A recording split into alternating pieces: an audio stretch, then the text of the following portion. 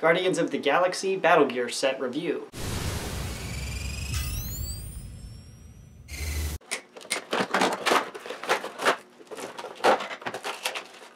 Included is the blaster, 2 darts, and the mask. We'll go over the mask in a second, but first the blaster.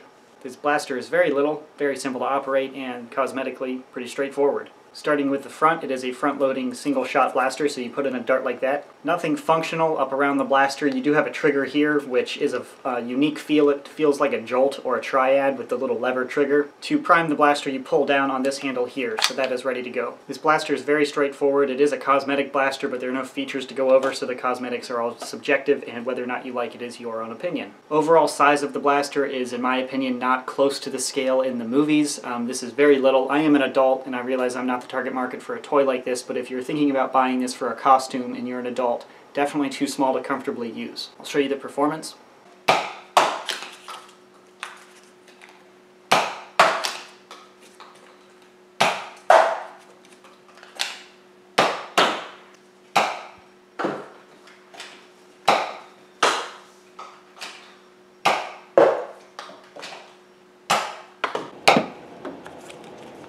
$54,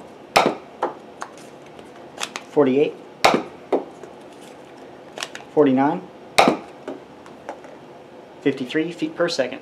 Average right now for Elite blasters is about 70 feet per second, so it is shooting too slow to compete with those, but obviously this is a prop style blaster, so you're not trying to compete with your Nerf gun. Overall opinion of the blaster, I'm a little disappointed. I did not know the scale of the blaster when I purchased it. It is way smaller than I was anticipating. It's just not really comfortable to use because my hand doesn't actually fit on it, and if it were a top loader you could totally just use the bottom of it as a grip, but with this thing moving I've actually pinched myself once or twice by putting too much of my hand underneath, pulling the trigger, and then this thing sliding up and sort of skimming my pinky there. Now getting to the mask. This is also downsized and definitely for a child. Along with the blaster, it's definitely not an adult costume kit, which could be expected at this price point and made by Nerf. The mask itself is pretty flexible, so if you want to fit it really tight around your face, you definitely can, but it is a little bit uncomfortable because it has no nose hole or nose ridge, so it smushes up against your nose, and if you're like me with a rather large nose, it's a little bit uncomfortable after a few minutes of use. It comes with an elastic cord here, which is really the best way to retain a really cheap mask like this, and it just slides over.